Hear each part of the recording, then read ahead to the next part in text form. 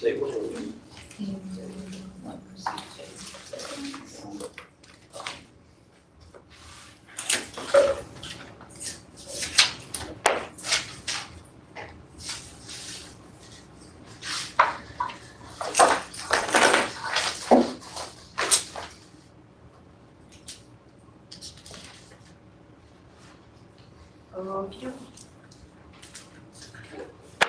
It is 5:03. We will go into regular session. In closed session, the board took action to approve stipulated suspended expulsion recommendation for student 23-24-12-8027-458-007. The board voted unanimously to approve the stipulated suspension expulsion of student 23-24-12-8027-458-007. The vote was 5 ayes to 0 nays. Presentations, recognitions, we don't have anything, is that correct? That is correct.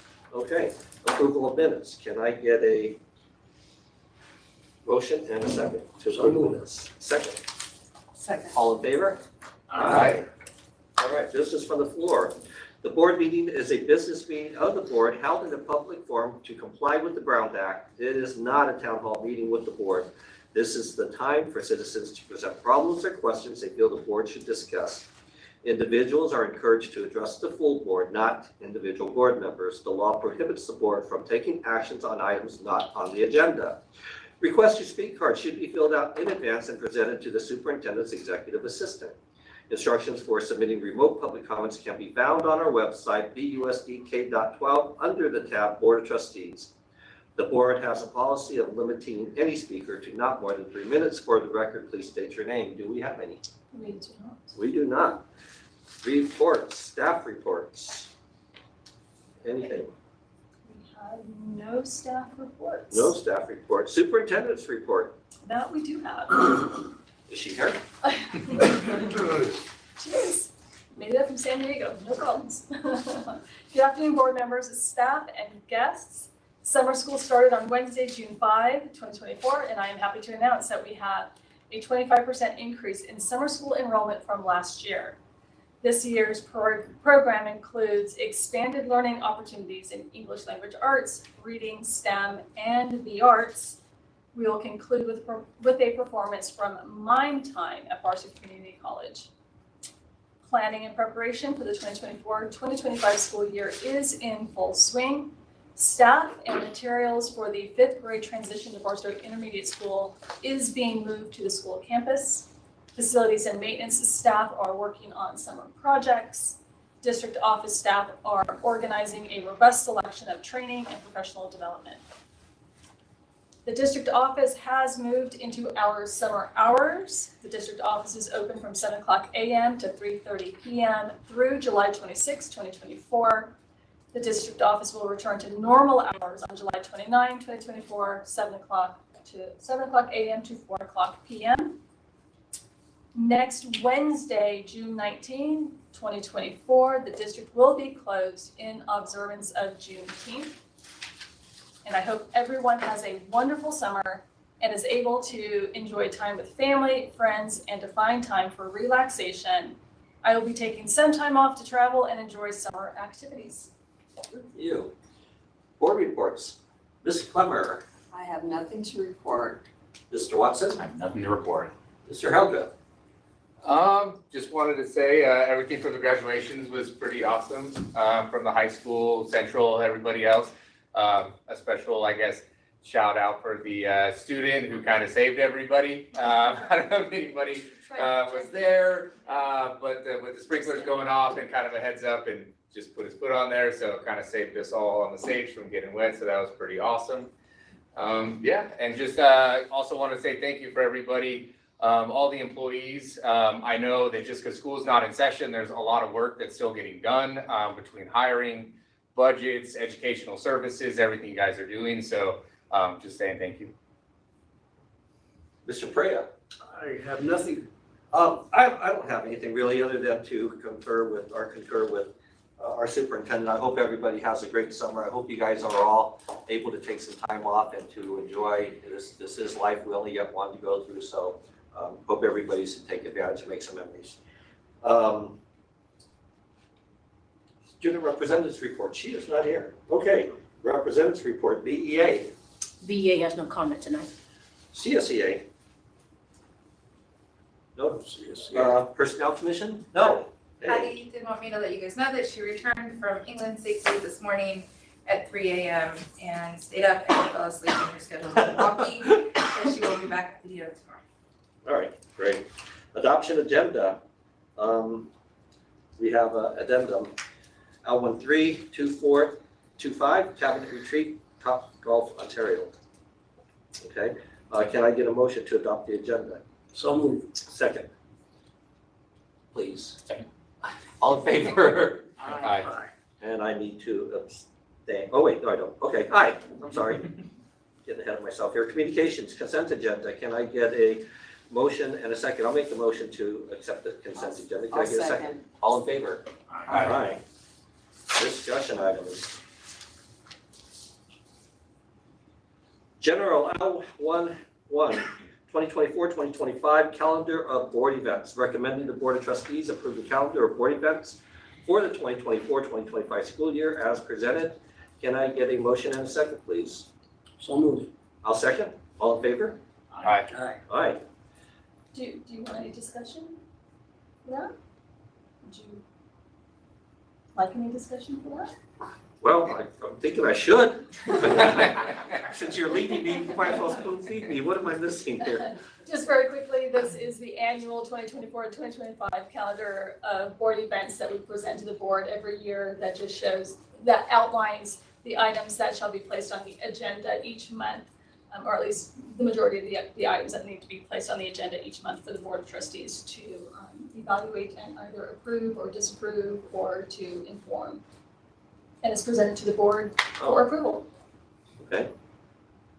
Can I get a motion and a second? I'll make that motion. Can I get a second? You've already done that. Okay, Yeah. so then we could just move on then. L12. L12 calendar for schedule of board and trustees meeting for 2024-2025.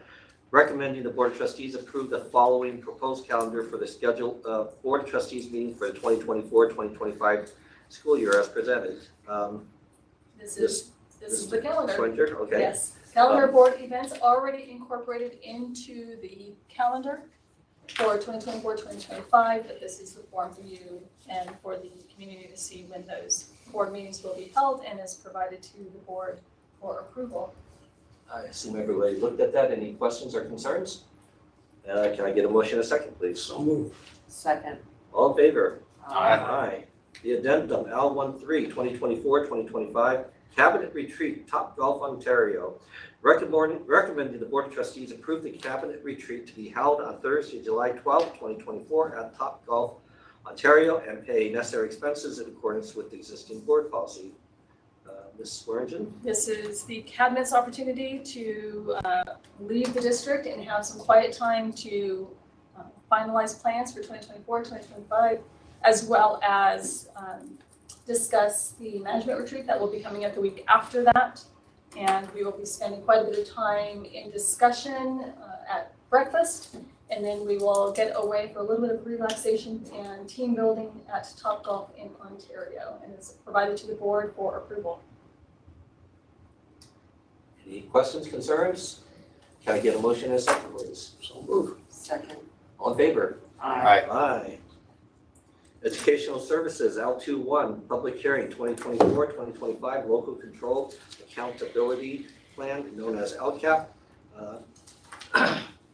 Ms. Swearingen? And this is going to go over to Mr. Guthrie. Need to adjourn. I'll make Oh. the adjournment. It is 5:12. And Okay, we are ending our three-year cycle for the 21 through 24 LCAP. With that, I'd like to share with you some of the positive information as it relates to the annual update. In goal number 1, which is all about student achievement, we realized 6 out of 10 of the metrics that are in the LCAP received a positive return. That would be testing in language arts. That would be 2-year CTE completion at Barstow High School and Central High School. That would be the number of students who completed the AP test with a score of 3, 4, or 5.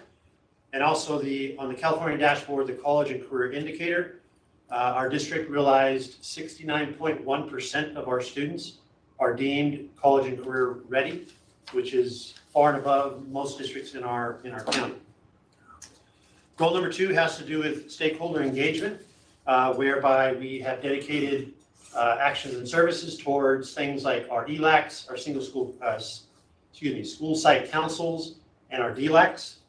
3 of the 4 metrics in this area came back positive.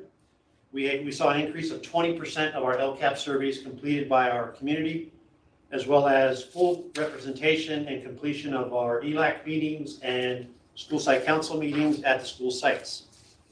Goal number 3 has to do with climate and culture in our schools and in our district. Again, over a 3-year period, which I didn't mention that earlier, but with the 3-year final that we're doing right now, we look at year 1 versus year 3. And in climate and culture, we saw positive gains in 9 out of 13 of our metrics. Most importantly, graduation rate did go up. However, it did go down a little bit from last year, but over a 3-year period, it went up. Suspension rates went down quite a bit with all students, African American students, students with disabilities, as well as we looked at, let's see, what's the other one? African American students with disabilities, I guess I mentioned them all. We saw a decrease in infinite campus referrals out of class, which we call those majors and minors in our Swiss system. One thing to note here, we saw a large uptick in chronic absenteeism rate. 3 years ago, chronic absenteeism rate was 21.5%. Chronic absenteeism means a student missed 10% of school, however long they've been here, whether it's the entire year or a month. So in a month, if you miss 2 days out of 20, you're considered chronic absent. 3 years ago, we were at 21.5. This is pre-pandemic. We're now at 49.9. So a huge increase. We're no different than most other districts in the county and the state, and that's part of our effort under our differentiated assistance model that we're looking at to decrease chronic absenteeism rate, which has effects across all of the other metrics. Goal number 4 is dedicated directly for our English learners. There were 2 out of 4 positive metrics in that case. One of them being implementation of state standards and California teacher standards in the classroom measured by teacher walkthroughs. Our reclassification rates went down slightly. Our CASP scores for ELA for our language arts EL students did see a decrease from 70 points below standard to 102 points below standard. So that's something we'll be looking at moving forward. On a positive note, we have a metric called the ELPI, English Language Proficiency Indicator, which basically that means students who take the LPAC, which is the test for English learners. It measures whether or not they're making progress towards learning English and or becoming considered proficient. We saw an increase from 41.5% to 41.7%. So we're holding strong there. Goal 5 is all about maintenance and facilities and technology in our district. We come through with flying colors here. We have 0 Williams reports in that case, even as it relates to facilities findings where maybe a door is broken or a fan needs to be replaced. 3 years ago, we had 20 findings. This last year, we had 13. So we're continuing to make great strides in that area. And we did complete all 6 of our major projects in maintenance, as well as 0 findings in Williams. 2 years ago, the state required that we focus on a subgroup in our district that performed with a red indicator in a specific area. 3 years ago for us, that was our students with disabilities. We focused on their college and career readiness, the graduation rate, the performance on the English language arts test at the end of the year, as well as performance on the math test. We did see gains in 2 out of 4. College and career indicator went from 0% to 49%, so half of our students with disabilities were considered college and career ready.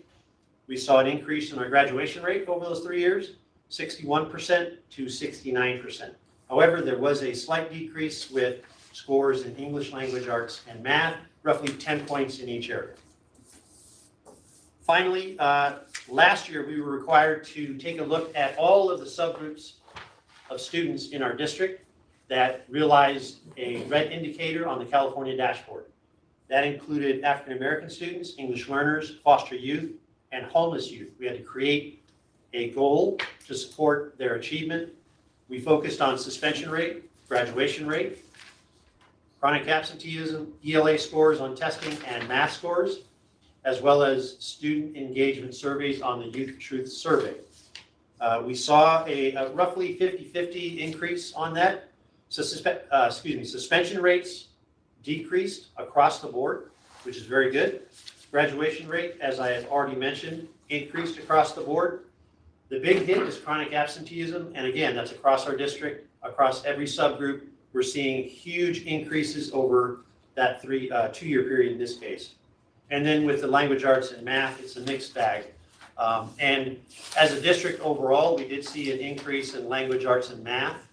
All students, we saw pockets of increases across subgroups of students, and we also saw increases at specific sites where both subgroups and all students saw increases. There were some decreases, but overall, I think we can say we improved. So that's good news. With our new LCAP, this is actually our 4th 3-year LCAP since I've been here. So do the math there, the 3 years times 4. I don't know what that is, but and I did teach math. Just kidding. They did change the process and the format for our LCAP moving forward.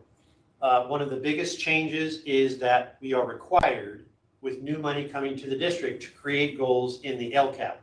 The new money coming to the district is called equity multiplier money. It's roughly $6.8 million. That money focuses directly on a few different factors, but within the goals, we have to identify actions and services and metrics that are focusing on the student subgroups that score in the red indicator level. And with that said, there are 13 student subgroups. Across those 3 goals, we are focusing on 10 different subgroups. So there's a word that we use in the LCAP world, it's called principally directed. With principally directed, it means that we understand that these 10 subgroups of students are underperforming. We're going to identify actions and services that are going to principally be, the actions and services will be principally directed towards supporting them, but it'll also be utilized for all students. So if there is a silver lining to all the work that we're doing with the challenges with their subgroups that are performing in red, it's that we're able to utilize actions and services across our district, which is a good thing. Sort of like Title I. Every one of our schools are Title I now. Barstow Intermediate School is Title I moving forward. Goal 1 has to do with academic achievement. It focuses on the same metrics: CASP testing, college and career indicator, graduation rate, CTE 2-year pathway completers, which for our district, again, you'll find out in my follow-up report here when I get to Perkins, there's a lot of work happening at Barstow High to make sure that we are creating a school-wide and district-wide wall-to-wall CTE program. We're taking really good advantage of the money that's coming to us through grants, and it's making a huge impact on our dashboard. Goal number 2 has to do with family engagement. That's similar to the goal I spoke about earlier in the annual update. And goal number 3 has to do with climate and culture. With climate and culture, we're focusing on chronic absenteeism again, suspension rate. We're looking closely at the Youth Truth Survey results that our students are taking. Particularly, we're focusing on whether or not students feel safe when they're here at school. Also, we're looking at questions that have to do with whether or not they feel valued by the adults at the school, whether or not they feel valued by their peers. Because we're finding that that's part of why students, if they feel comfortable coming to school, chronic absenteeism comes down. Finally, the last goal that, I did mention that already. I talked about academic achievement. Okay, the last goal has to do with academic engagement, that's climate and culture. And we have a host of actions and services that are dedicated towards that. The microscope that our district is under with all of our subgroups and their performance on the California dashboard is a very real thing. And we spend lots and lots of time talking about it and identifying funding sources to support hiring great teachers, bringing positive programs to our district, ensuring that our teachers are delivering state standards, making sure students are on task at a high level. So this plan hopefully captures all of that. And again, it's a 3-year plan, so it'll come back next year. I'll report to you what the updated metric numbers are. We'll talk about the actions and services again, and we'll talk about any changes that might need to be made. One thing to mention here is we went from 6 goals in the previous LCAP, one that's sunsetting this year, to 6 goals in our current LCAP. However, the actions and services are moving based on the language in each of the goals, particularly with the equity multiplier goals. One thing to mention here as I get to the dollar amounts, we're required with our supplemental and concentration grant dollars that come to us, that's money that's generated by 3 subgroups, English learner, low socioeconomic, homeless and foster youth. Those students generate over $19 million for our district. We have to define actions and services that are directly contributing to their academic achievement.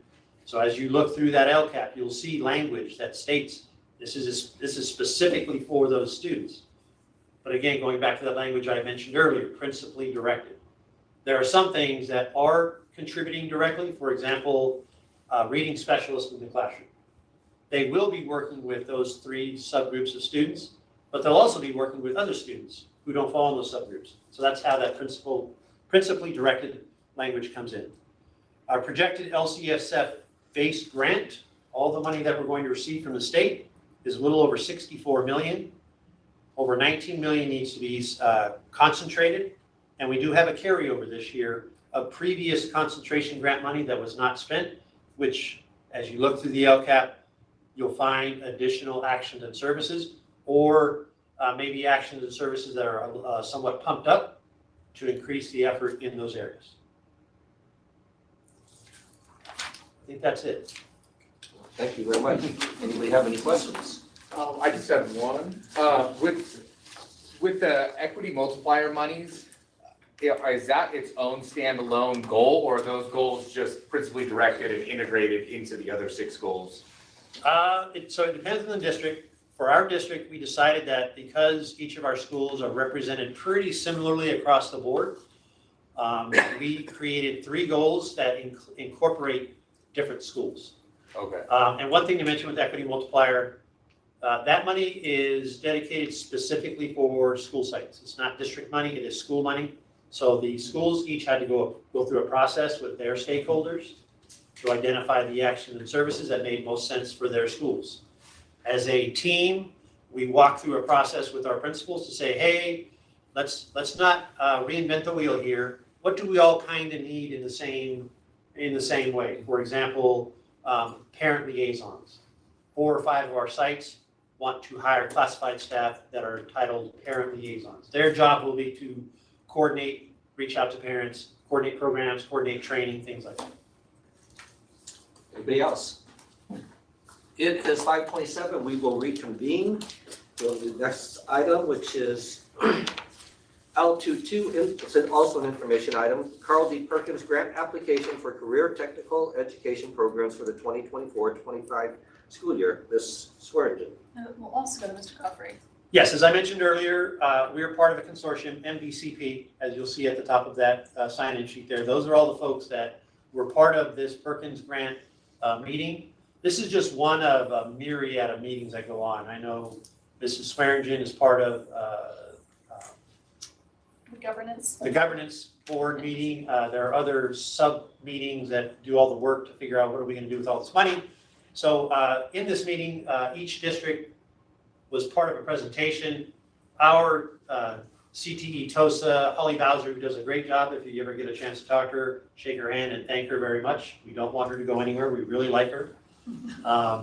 She was able to identify some areas of strength for our programs.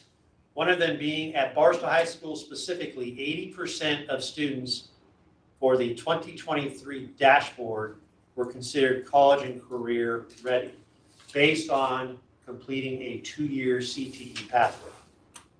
That's a really, really big number. And it speaks to the fact that across the grade levels, each grade level, I don't have it specifically in front of me, but each grade level realized 2-year completers outside of 9th grade because they've only been there 1 year. 10th, 11th, and 12th each had a group of 2-year completers, which means those 10th graders now become eligible for double pathway completion. And if you went to that award ceremony, you heard, I don't know, I think there were 5 or 10 students who had triple pathway completion. So it's a really big deal. All of our CTE courses are A through G approved, which means it provides eligibility for applying to UCs and Cal States. The counseling team prioritizes pathway completion. 168 students completed pathways, 39% were double pathway completers, 11% triple. Another area of strength is there's a dashboard focus team at the school site looking at data systems and working towards making sure that all of the information that goes into this system called CalPads uploads correctly so that when it spits out on the dashboard, our scores look good. Also, areas of growth for next year, paying more particular attention to our subgroups population of students, those groups that I just mentioned before. Reimagining the post-secondary opportunities for CTE courses. That's articulation with Barstow College, Victor Valley College, as well as employers in our community. And then expanding our work-based learning opportunities for our students. And one thing to mention as we move forward with the program, we are expanding the child development pathway, where students who complete the child development pathway will have a certificate, which will allow them to go to a preschool or to a child care center and have a good shot at getting a job. And they've identified $118,772 towards that opportunity. Thank you. Any questions, comments? No? Okay, that also was an information item. Pupil services, we don't have anything. Business services. We have L41, reopening of independent study program school. Recommendation, recommending the Board of Trustees approve the reopening of the independent study program school to be located on the Central High School campus, 405 North 2nd Street, Barstow, California, 92311. Ms. Swearingen? Yes, and in Mr. Beaton's absence, I will present this to the board. You are aware that we have been speaking about closing Barstow Digital Academy in the 4 years we've now passed the pandemic, and the need to make sure that students are receiving the educational platform that is most important to them. And in closing Barstow Digital Academy, we want to make sure that we had a platform available for students who still needed an alternative program.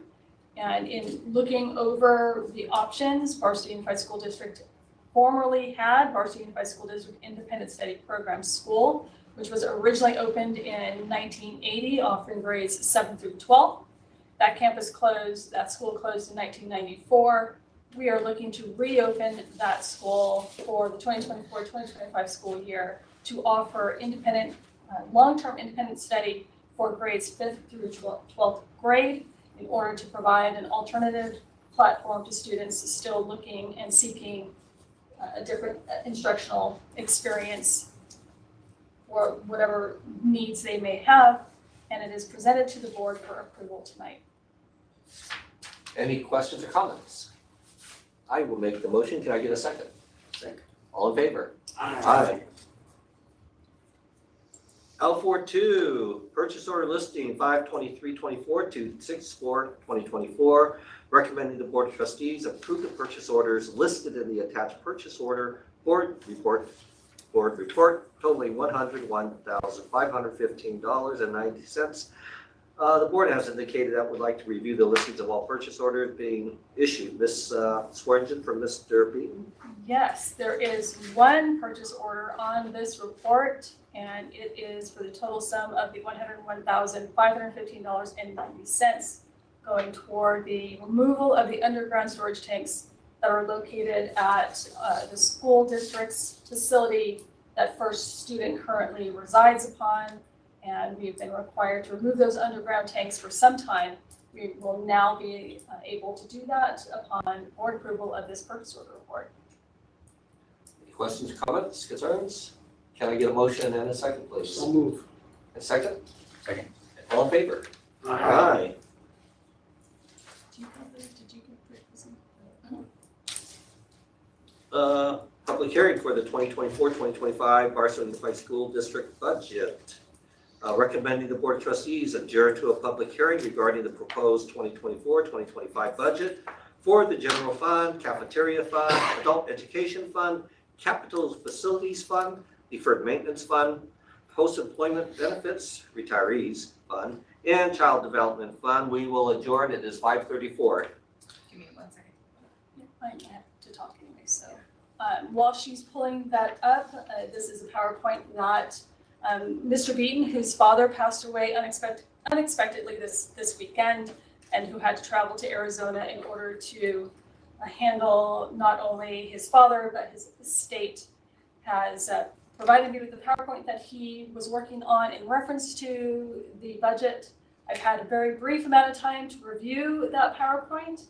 It looks clear enough to me to get across to the board what our 2024, 2025, as well as 25, 26, 26, 27 budget will look like. And I will tell you that it is a positive budget moving forward those 3 years. I am excited to see that our budget is finally stabilizing and we can start to consider other options in reference to the budget in future years. And when she has the PowerPoint ready to pull that, no, take your time, you're good. If there are any questions from the board, staff, or guests in reference to the presentation tonight, this is the public hearing. So I will present the information. If it was not enough or if there are further questions, please feel free to reach out to myself or also Mr. Beaton, who should be back in the district hopefully next week. We can clarify those questions. And then on the June 25 board meeting, when it's brought back to the board for approval, we can review those questions or comments or concerns prior to the board's approval and at that time. It's coming. And also, much like the LCAP, the budget is required to be brought to the board twice in the month of June. First time is for the public hearing for the board as well as the public to review the budget. And then it is to come back at least after 3 days, a minimum 3-day wait period to be able to answer any questions. So after 3 days, it can be brought back to the board for the approval, which is why we'll be coming to the board on June 25. And here we go. This is the 2024-2025 budget, originally to be presented by Mr. Beaton, his director, CBO. And per Ed Code, the district is electing to follow the single budget adoption process.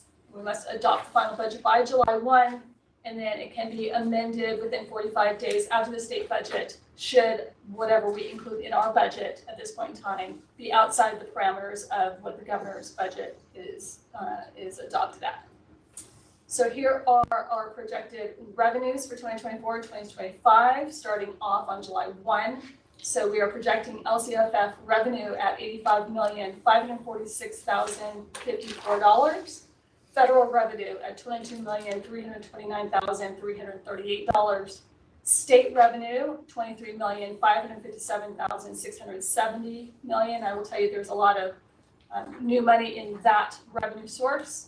And then other local revenue, $1,467,053 for total revenue projection for 24-25, $132,900,115.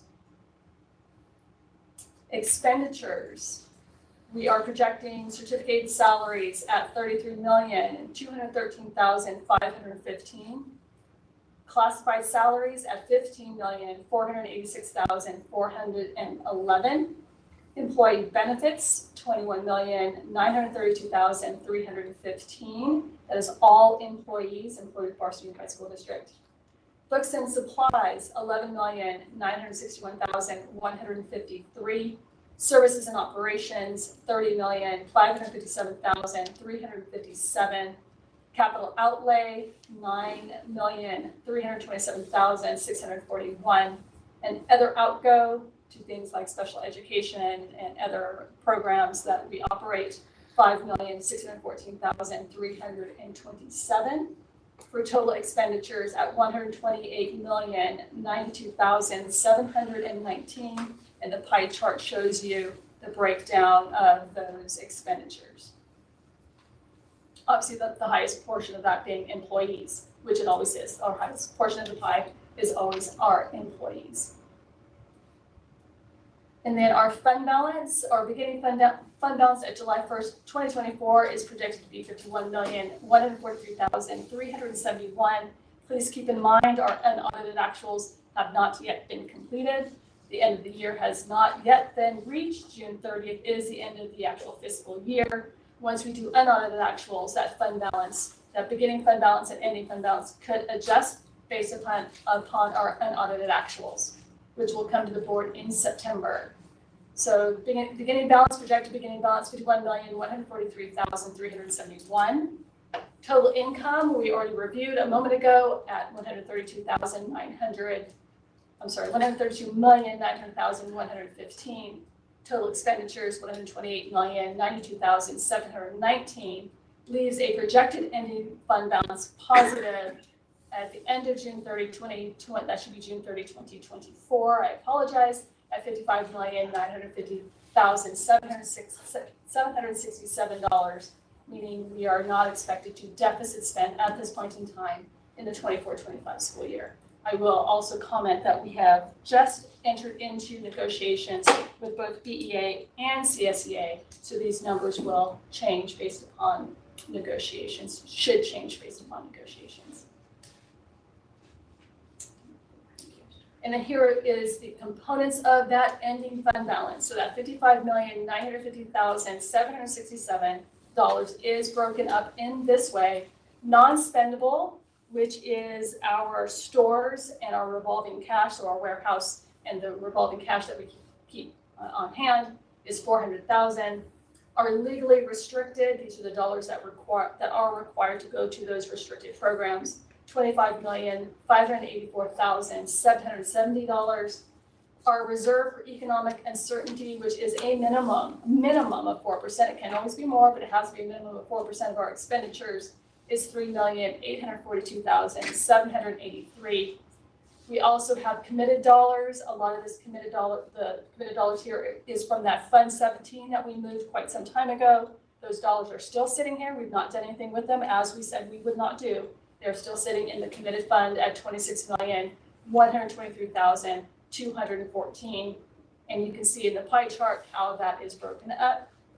And the next slide, here are our assumptions that were used for the 2024-2025 school year, as well as the 2 years out that we are required to project. It's always a 3-year budget. In 24-25, we are estimating a enrollment of 6,394 students, which is projected at an ADA. So what we are actually paid for, actual daily attendance, is what we receive our funding on, of 5,786.19 students. So if a student is not in seat each day, every day of the 180 days that they are required to attend, every day that they miss, that's a percentage that is reduced off of our funding. And it is calculated through ADA at P2. So we are currently projecting this coming year, as well as the next 2 years, at 5,786.19, which is approximately a 90.1% ADA ratio. This is something that we are working on in conjunction with Ed Services, our differentiated instruction, our chronic absenteeism. We are putting all hands on deck to try to increase our ADA and improve our ADA, which in theory should be at 95%. Barstow Unified School District for the past several years, pre-pandemic, was somewhere around 92 to 93%. So we certainly want to get it back up to that percentage, but push to get it even higher to that average, a state average of 95%. And every one of those percentage points that we increase ADA, we increase our funding as well. And that's where you will see at first interim, second interim, and other actuals, a difference between what we projected at budget and what we ended at in unaudited actuals, solely based on how we can improve our absenteeism and our chronic absenteeism rates for our district. So we'll be working on that. Currently, the statutory COLA for 24-25 is 1.07%, much lower than what was originally projected in the governor's January budget. But we also know that the state is facing a $40 billion deficit to their own budget, to include an $8.8 billion cut from the 2022-2023 school year that the governor is trying to figure out how they're going to resolve that issue. So it's ongoing conversation. So the COLA is at 1.07%. And lottery is projected at 72 for restricted lottery at $72 per ADA. So we're looking at $416,606 for lottery, restricted lottery, and unrestricted lottery at $177 per ADA.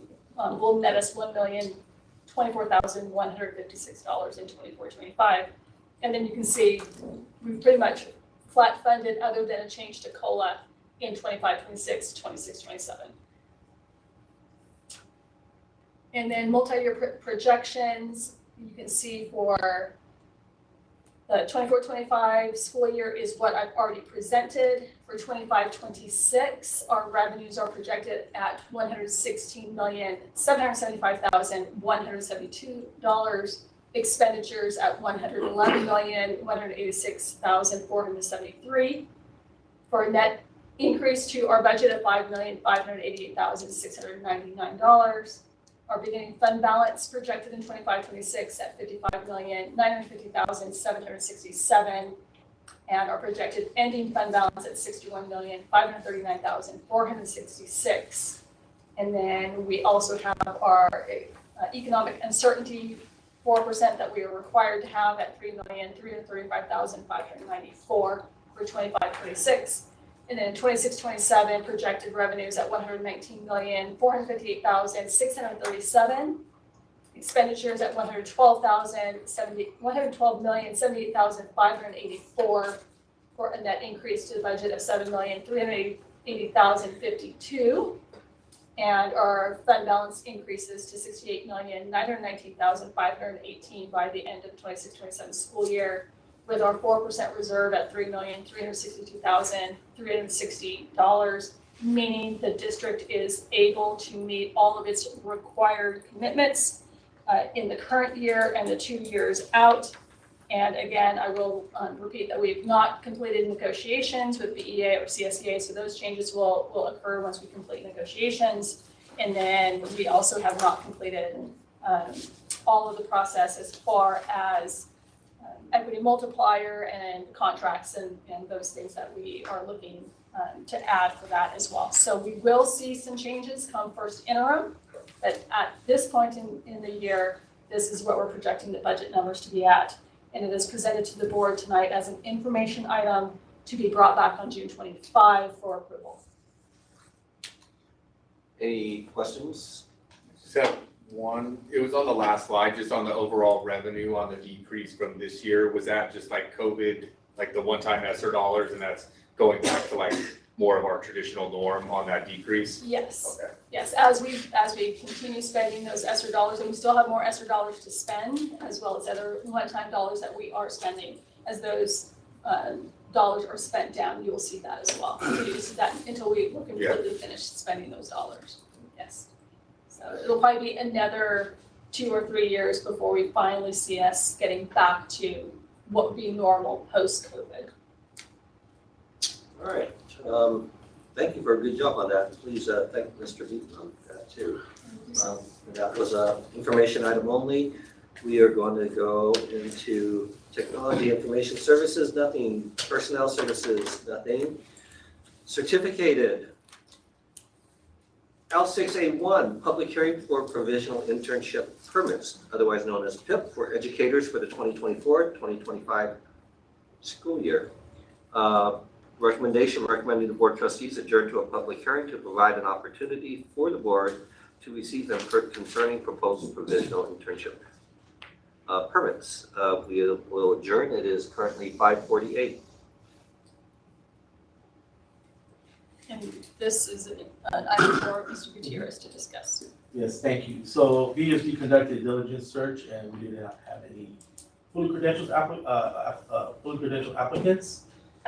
This individual, Nicholas Lequette, needs to complete CSETs and understands that in order for this to move forward, to the preliminary credentials, they need to complete that. And it's presented to the board for approval.